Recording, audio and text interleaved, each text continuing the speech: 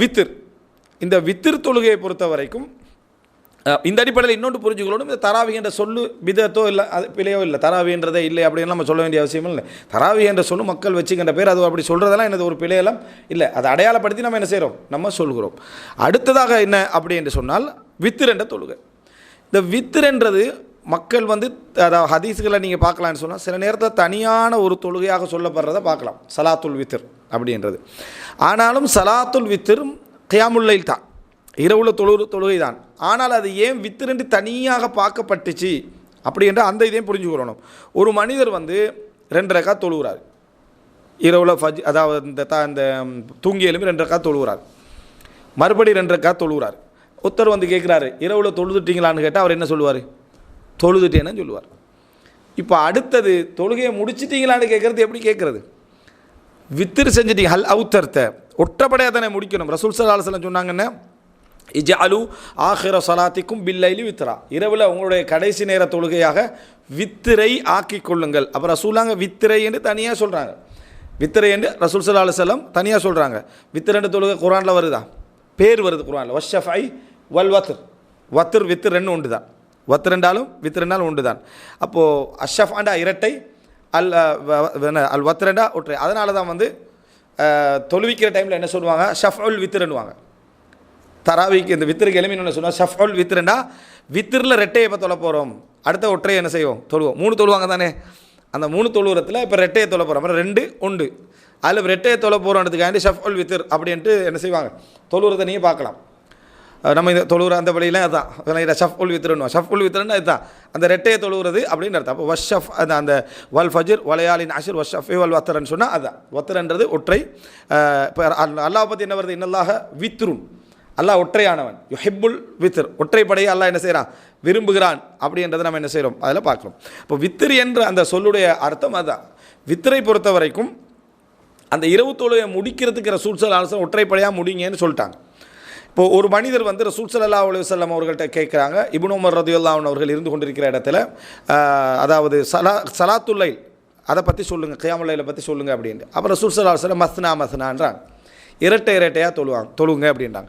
நீங்கள் ஃபஜ்ரை பயந்தால் ஃபஅவ்திர், ஒற்றைப்படையாக்கி கொள்ளுங்கள், ஒற்றைப்படையாக்கி கொள்ளுங்கள். அப்போ முடிக்கிறது தனியாக ஒற்றைப்படையோடு முடிக்கணும் என்பதனாலும், ஒற்றைப்படையாக அந்த முடிக்கிறது தனியாக கேட்கப்படவோ தனியாக விசாரிக்கப்படுற அந்த வளமைகள் இருந்ததுனாலும் அதை பிரிச்சியும் நம்ம என்ன செய்யலாம், அந்த மாதிரி தொழுதுகொள்ளலாம் என்றதுனாலும் வித்திர் என்றது தனித்தொழுகையாக என்ன செய்யுது அறியப்படுது. எனவே பேரில் அது வித்திர் என்றது ஒற்றைப்படையாக முடிகிறதுனால, தஹஜ்ஜுத் கியாமுல் லைல்ன்றது எழும்பி தொழுகிறதுனால, தராவீஹ்ன்றது ராகத்தாக ரமதானில் மட்டும் இஷாவுக்கு பின்னால் தொழுகிறதுனால, இதுதான் தொழுகைக்குரிய பேர்கள். எல்லாம் வெவ்வேறு தொழுகைகள் அல்ல, எல்லாம் வெவ்வேறு தொழுகைகள் அல்ல, இரவு தொழுகைகள் தான் எல்லாமே. தமிழில் எல்லாமே இரவு தொழுகைன்னு என்ன செய்யலாம், நம்ம மொழிபெயர்க்கலாம். இப்போ இல்லைன்னா தமிழில் எப்படி மொழிபெயர்ப்போம், ஒற்றைப்படை தொழுகை, சரியா, இரவில் நின்று தொழும் தொழுகை, தூங்கியலும் தொழும் என்னது தொழுகை, ராகத்துடன் தொழும் தொழுகை, அப்படித்தானே நம்ம சொல்லணும். எல்லாமே ஒரு தொழுகை தான், எல்லாமே ஒரு தொழுகை தான். அதனால தான் கியாமுல் லைல் தஹஜ்ஜத் என்ன சொல்லிட்டு மற்றது இரவு தொழுகைன்றாங்க, அது மட்டும் தான் மொழிபெயர்க்கிறது, சரியா. இரவு தொழுகைன்ற வார்த்தையை மட்டும்தான் மொழிபெயர்க்கிறது. அடுத்த பகுதி எத்தனை ரக்காத்துக்கள். இப்போ இரவு தொழுகைன்றது சிலர் வித்திருக்கு உண்டு, கியாமுல் லைலுக்கு உண்டு, தராவிக்கு உண்டு, இதுக்கு உண்டு அப்படி என்று சொல்லி வருது. இப்போ பல இஸ்லாமிய அறிஞர்கள் 11க்கு மேலே தொழலாம்ன்ற அர்த்தத்தில் உள்ள பல அறிஞர்கள் 200 தொழுதார்கள், அதே போல் என்ன 50 லட்சம் தொழுதார்கள், 30 லட்சம் தொழுதார்கள் என்றெல்லாம் வருது. அவங்க அப்படி தொழுதார்கள் என்று வாரது தொழலாம் என்ற கருத்தில் அவங்க தொழுதார்கள் என்று தான் வருதே தவிர, கியாமுல் லைல் வேறு, தராவிஹ் வேறு, வித்திர் வேறு என்றதுக்காக தொழுதாங்கன்னு வரல. எங்கே நல்ல முறையில் புரிஞ்சுக்கொள்ளணும். இன்றைக்கு சில டைமில் என்ன செய்கிறாங்கன்னா கியாமுல் லைல் என்று வேறவாகும், தராவி என்று வேறவாகும், அப்படி தொழு அவங்க அப்படி தொழுதுறதுக்கான காரணம் இரவுல எவ்வளோ என்ன செய்யலாம் தொழலாம் என்ற கருத்தில் அவங்க இருக்கிறாங்க. பெருவாரியான அறிஞர்கள் அந்த நிலைப்பாட்டை தான் இருக்கிறாங்க. என்னது 11 ரக்காத்துக்கு மேலே தொழலாம் என்ற கருத்தில் அவங்க இருப்பதனால அவங்க என்ன செய்கிறாங்கன்னு சொன்னால், பல ரக்காத்துக்கு சிலருக்கு மிச்ச நேரம் நின்றுட்டிக்கிறது ஒரு சிரமமாக என்ன செய்யும் இருக்கும், கொஞ்ச நேரம் ஓதிட்டிக்கிற சிலர் என்ன அதாவது போதும் அப்படின்ற மாதிரி ஆகிடும். அதனால் ஷோட்டாக தொழுது என்ன செஞ்சாங்க, நிறைய தொழுதாங்க, நிறைய சுஜூது, நிறைய ருக்கு அப்படி வரும். அப்போ அவங்க நிறைய சுஜூது செஞ்சதாக என்ன செய்யும், ஒரு 100-200 சுஜூதுகள் என்ன செஞ்சிக்கும் செய்யப்பட்டிருக்கும், 100-200 ருக்குகள் செய்யப்பட்டிருக்கும். அப்போ அந்த மாதிரி அப்படி தொழுதாங்க. அப்படி தொழுதான காரணம் அவங்க வந்து அந்த அதாவது 11க்கு மேலே தொழலாம் என்ற நிலைப்பாட்டில் இருந்தது. அதுக்காக கியாமுல்லைல் வேறு என்றும் தராவி வேறு என்றும் வித்ர் வேறு என்னும் தஹஜத் வேறு என்று அவங்க விளங்கியிருந்தாங்கன்னு ஒரு ஆதாரம் என்ன இல்லை. எல்லாமே ஒரே தொழுகை தான். 11க்கு மேலே தொழலாம் என்ற நிலைப்பாட்டில் அவங்க இருந்ததுனால அப்படி தொழுதார்கள். இதை நம்ம என்ன செய்யணும், புரிந்து கொள்ள வேண்டும். ரைட். இப்போ எத்தனை ரக்காத்துக்கள் அப்படின்னா அப்படியே நீங்கள் பார்த்தீங்க அப்படின்னு சொன்னால், இப்போ இதில் உங்களுக்கு உள்ள பலத்த கருத்து முரண்பாடு தெரியும். சாதாரண கருத்து முரண்பாடு அல்லது பலத்த கருத்து முரண்பாடு தெரியும். பலத்த கருத்து முரண்பாட்டிலிருந்து வெளியே வாரத்துக்கு ஒரு நல்ல மஹ்ரஜுண்டு நம்ம தெளிவாக புரிஞ்சு கொள்ளலாம். எங்களுக்கு மறுமை நாளில் அல்லாஹ்வுடைய விசாரணைகளின் பொழுது ஒவ்வொருவரும் தனித்தனியாக தான் என்ன செய்வாங்க, விசாரிக்கப்படுறோம். ஃபத்வா கொடுத்தவரையும் பக்கத்தில் வச்சுக்கிண்டு, முஃப்தி சபையும் பக்கத்தில் வச்சுக்கிண்டு எல்லாரோடையும் நம்ம விசாரிக்கப்படுறதில்லை. அல்லது நான் விளங்குறதுக்கு காரணமான அறிஞர்கள் 5 பேரை இவரும் சொல்லி விளங்கப்படுத்தினதுனால தான் அப்படி என்று சொல்லப்படுறதில்லை. அப்படியே உச்சகட்டமாக இந்த வித்திர விடுங்க, பெரிய பெரிய வழிகேடுகளில் உச்சகட்டமாக நம்ம 4 பேரை காட்டினோம்னா அல்லாஹ் தாலா 2 பேருக்கு 2 மடங்காக கிடைக்குமென்னு தான் அல்லாஹ் தாலா தண்டனை என்ன செய்கிறான், குர்ஆனில் சொல்லி காட்டுறான். அதனால் நமக்கு அல்லாஹ் முன்னுக்கால மறுமையில் நின்றமெண்டா எந்த ஒரு பதில் நமக்கு ஒரு அதாவது அஸ்லம் சேஃபானதாக இருக்கும் அப்படின்னு நீங்கள் பார்த்தீங்கன்னா, ஏன்னா இது ஒரு பிதஅத்தா இல்லையான்ற பகுதிக்கு முன்னால் பார்த்தீங்கன்னா, நான் உங்களுக்கு ஒரு தராவியுடைய ஒரு வரலாறு சொல்கிறேன். ரசூலுல்லாஹி ஸல்லல்லாஹு அலைஹி வஸல்லம் இப்னு அப்பாஸ் ரலியல்லாஹு அன்ஹு அவர்கள்ட்ட ஒரு வாரம் சஹீஹ் முஸ்லிமில் வரக்கூடிய செய்தி வந்து, எனக்கு இரவு தொழுகை பற்றி தெரிஞ்சுக்கொள்ளணும், இது ரசூலுல்லாஹோட காலத்துக்கு பிறகு ரசூலுல்லாஹோட காலத்துக்கு இரவு தொழுகை பற்றி தெரிஞ்சுக்கொள்ளணும் அப்படின்றார்.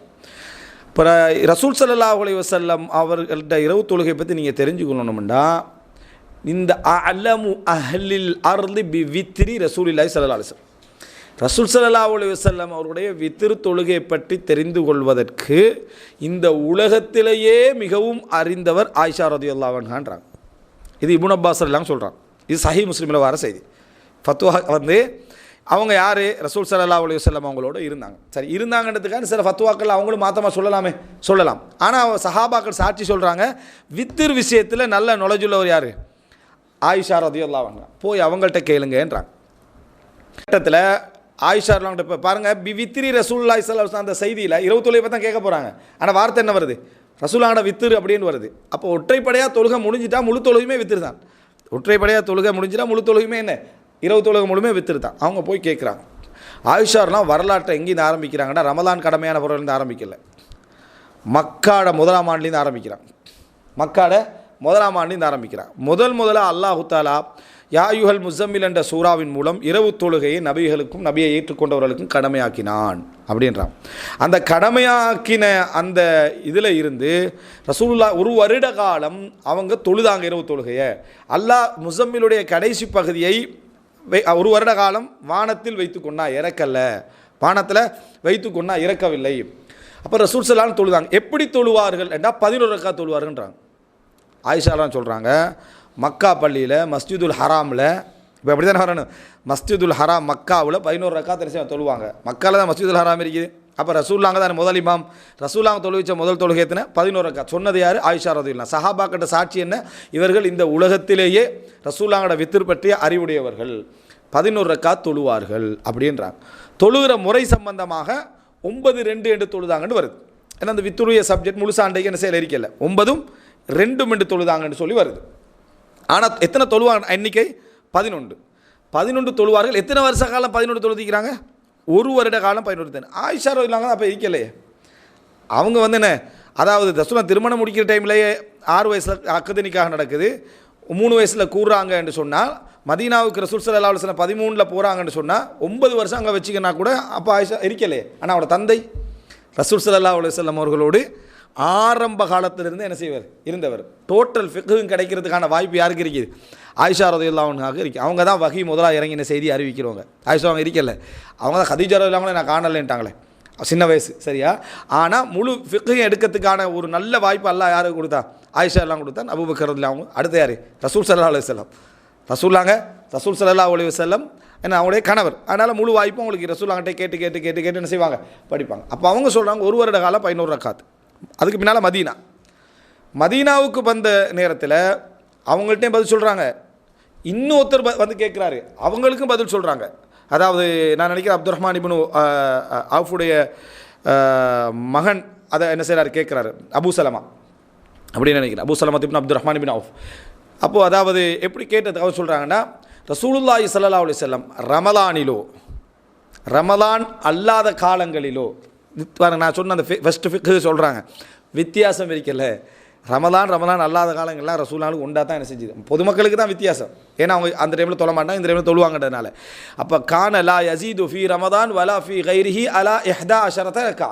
ரமலானிலோ ரமலான் அல்லாத காலங்களிலோ 11க்கு மேல் ரசூலுல்லாஹி ஸல்லல்லாஹு அலைஹி வஸல்லம் தொழுதது இல்லை. இப்போ எது தீர்ப்பு? மதீனா பள்ளி மஸ்ஜிது நபவி முதல் இமாம் யார்? ரசூல் ஸல்லல்லாஹு அலைஹி வஸல்லம். ரசூலுல்லாஹ் 11க்கு மேல் என்ன செய்யலை, தொழவில்லை அப்படின்றா. அப்போ இன்க்ளூடிங் ஜமாத்தா நடந்துச்சே 3, அந்த 3 அந்த நாட்களை சேர்த்தா இப்போ ஆயிஷா என்ன சொல்கிறாங்க, ரமதானிலோ ரமதான் அல்லாத காலங்களிலோ 11 ரக்காத்துக்கு மேலே தொழுதது கிடையாது. ஆயிஷா ரலியல்லாஹு அன்ஹாவுக்கு எந்த அளவுக்கு ரசூல் ஸல்லல்லாஹு அலைஹி வஸல்லம் உடைய தொழுகைகள் தெரியும் என்றால், சில தொழுகைகள் சஹாபாக்களுக்கே பெரும்பாலானவங்களுக்கு தெரியாமல் இருக்கும், ஆயிஷாலாம் தெரியும். ஆயிஷாலாம் சொல்கிறாங்க, 2 தொழுகைகள் ரசூலுல்லாஹி ஸல்லல்லாஹு அலைஹி வஸல்லம் அவர்கள் அதாவது விட்டதே கிடையாது, கால் வீங்கிய பின்னால் உட்கார்ந்து தொழுது இருக்கிறார்கள் என்று சொல்லிட்டு சொல்கிறாங்க, ஃபஜ்ருக்கு முன்னால் 2 ரக்காத், அசருக்கு பின்னால் 2 ரக்காத்ன்றாங்க. இது புகாரில் வருது. அசருக்கு பின்னால் 2 ரக்காத்து நம்ம தொழுகிறதே இல்லை, ஆனால் கால் வீங்கிற டைமில் உட்கார்ந்து தொழுதார்கள், இது விட்டதே கிடையாதுன்னு யார் சொல்கிறாங்க? ஆயிஷா ரலியல்லாஹு சொல்கிறாங்க. இது சஹீஹ் புகாரியில் வருது. அப்போ என்ன அர்த்தம்? ரசூல் ஸல்லல்லாஹு அலைஹி வஸல்லம் உடைய அந்த ரகசியமாக தொழக்கூடிய தொழுகைகளை கூட யார் தெரியும்? ஆயிஷா தெரியும். அப்போ ரமதானிலோ ரமதான் அல்லாத காலங்களிலோ தொழுததில்லை. 4 தொழுவாங்க, அவருடைய அழகை பற்றி கேட்க வேண்டாம். இன்னொரு 4 தொழுவாங்க, அவருடைய அழகை பற்றி கேட்க வேண்டாம். வித்திர் தொலை நினைத்தால் தங்கள் அதாவது குடும்பத்தை எழுப்பி விடுவார்கள் அப்படின்றது. மொத்தம் 11. அப்போ மக்காலை மதீனால யாருக்காவது சந்தேகம் இருக்கா? 23 வருட காலத்தில் 11க்கு மேலே ரசூலுல்லாஹ் தொழலை அப்படின்றதுல. இப்னு அப்பாஸ் ரலியல்லாஹு அன்ஹு அவர்களுடைய செய்தியில் ரசூல் ஸல்லல்லாஹு 13 தொழுததாக ஒரு அறிவிப்பு என்ன செய்யும் வரும், 13 தொழுததாக வரும், இன்னொன்றில் 15 தொழுததாக வரும். ரசூலுல்லாஹி ஸல்லல்லாஹு அலைஹி வஸல்லம் அவர்களுடைய அந்த 15 13 தொழுதா வரக்கூடிய எந்த அறிவிப்பிலும் ஃபஜ்ருடைய சுன்னத்தோ இஷாவுடைய சுன்னத்தோ வந்திருக்காது. ஃபஜ்ருடைய சுன்னத்து 2 ரக்காத்துண்டோ இஷாவுடைய சுன்னத்து 2 ரக்காத்துண்டோ வந்திருக்காது. வந்த தொழுகையில் எங்கும் 11க்கு மேலே என்ன செஞ்சிருக்காது, வந்திருக்காது. அப்போ நம்ம தெளிவாக என்ன செய்யலாம், புரிந்து கொள்ளலாம். அந்த 2 ரக்காத்துக்கள் அப்படி என்று சொல்கிறது ரசூலுல்லாஹி ஸல்லல்லாஹு அலைஹி வஸல்லம் இதா ஸல்லா ஸலாத்தன் அஸ்பத்தஹா. ஆயிஷா சொல்கிறாங்க, ரசூலுல்லாஹ் ஒரு தொழுகை தொழுதால் அதை அப்படியே தொடர்ந்து கடைபிடிப்பார்கள், மாற்ற மாட்டாங்க. ரசூல் ஸல்லல்லாஹு தொழுகை தொழுதால் அதை அப்படியே தொடர்ந்து கடைபிடிப்பாங்க. எனவே 13 15 ரசூலுல்லாஹ் என்ன செய்யலை, தொழுதன்னு சொன்னால் அது ஃபஜ்ருடைய சுன்னத்தும் இஷாவுடைய சுன்னத்துமே தவிர மற்றபடி வேறு எதுவும் இல்லை, இடத்துல எந்த விதமான சந்தேகமும் இல்லை. இதுதான் ரசூல் ஸல்லல்லாஹு அலைஹி வஸல்லம் வளமையாக இருந்துச்சு. அப்போது அதுக்கு பின்னால் அபூபக்கர் ரலியல்லாஹு அன்ஹு அவர்கள் மாற்றிருப்பாங்களா? உசாமா படைத்தளபதினா உசாமா தான் படைத்தளபதின்னு என்றவர் அபூபக்கர்லாம் 11க்கு மேலே கூட்டிருப்பாங்களா? நிச்சயமாக கூட்டிருக்க மாட்டாங்க. அப்போ 11 அபூபக்கர்லாவோட காலத்தையும் சேருங்க, 25 வருஷம் ஹரமில் 25 வருஷம். அதுக்கு பின்னால் உமர் இப்னு கத்தாப் ரலியல்லாஹு அன்ஹு அவர்கள் அதாவது 11 ரக்காத் தான் தொழுவிச்சாங்கன்னு சரியான அறிவிப்பு முவத்தா மாலிக்லன்னு செய்து வருது. ஆனால் வேறு சில பிற்காலத்தில் வந்த குழப்பங்களின் காரணமாக அறிவிப்பாளர் வரிசைகளில் அதில் சில எண்ணிக்கைகளை மாற்றம் 23 தொழுதால் என்ன செய்வாங்க சொல்லுவாங்க. ஆனால் சரியான அறிவிப்பு மிக தெளிவாக 11 வருது. உமரெல்லாம் மாற்றப் போகின்றவர்களும் அல்ல அப்படின்றது சந்தேகம் இல்லை. எனவே இந்த அடிப்படையில் நீங்கள் எடுத்து பார்த்தீங்கன்னு சொன்னால் கிட்டத்தட்ட ஹரத்துடைய 40 வருட அதாவது இந்த தொழுகை 11 ரக்காத் தான்.